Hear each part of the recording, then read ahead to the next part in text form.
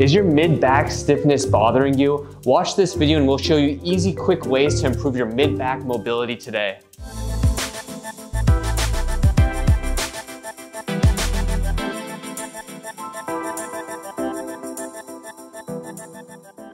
Dr. Arash from Team Prehab. Dr. Michael from Team Prehab as well. And today we're gonna be talking about mid-back stiffness, this thoracic spine right here. So thoracic spine is oftentimes the original cause of people's low back or neck discomfort. And we'll explain to you why that is. So for example, if Mike here is reaching overhead and his mid-back is stiff, his mid-back is not arching, where is he gonna get that arch from? His lower back. So his low back is gonna actually get stressed.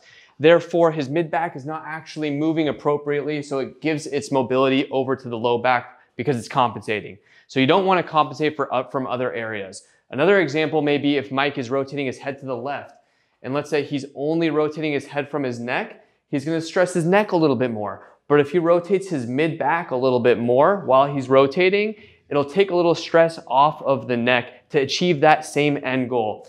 So ultimately, your mid-back is meant to move. The problem is a lot of people don't take their mid-back or their thoracic spine through these end ranges of mobility. In order for you to maintain that mobility, you have to stay moving. This video will show you 4 exercises that you can do to improve your thoracic spine mobility today.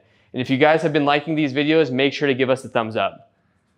All right, guys, let's start with thoracic spine extension. That's getting that arching of the mid-back here. So Mike is doing this kneeling position stretch where he has his arms up on an elevated surface, and you can see how he's dropping his chest down towards the floor. And his low back is rounding a little bit actually. This makes sure that it's all mid-back that's extending. You might feel a stretch in the shoulder and lats as well. That's perfectly fine. All this stuff is somewhat part of the mid-back area. So that's more of a passive stretch. Now, Mike, you can stop here. Let's go into a little more of an active stretch where you're activating towards that end position. Let's do a wall angel.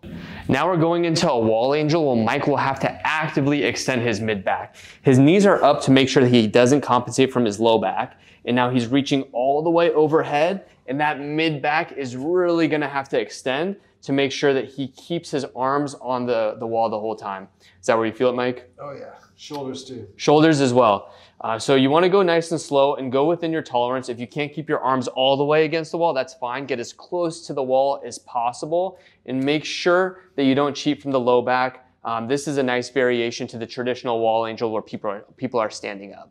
Now let's go into thoracic spine rotation. Here's a thoracic bridge where Mike is bridging up, but the key here is to rotate his chest towards the floor. So he's rotating towards the right. If he keeps his chest open, this becomes more of a pec stretch. You want to rotate your body as far towards the floor as possible. And if you want to hang out there for a second and really pull your way into it, you can do that as well. So come back, left side, good. And is that where you feel it, Mike? Yep. Cool. So he's rotating towards the floor as much as possible. It's a little more passive. Let's take you into an active stretch. Now let's go into a little more of an active stretch where Mike is using his muscles at end range position.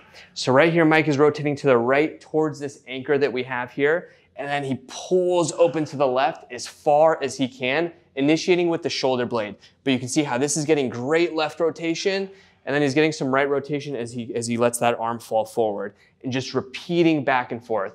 This is a great way to make sure that you keep that newly afforded range of motion that you've got with the thoracic spine bridge. All right, guys, so we took you through 4 exercises for thoracic spine mobility: 2 extension, 1 passive, 1 active, 2 rotation, 1 passive, and 1 active. If you're looking to learn more about thoracic spine mobility, we have dropped an 8-week mobility program that you can check out right here, all about thoracic spine mobility. If you're looking for another YouTube video that we have on topic, we have one about the rhomboid pain. You can check it out also right here.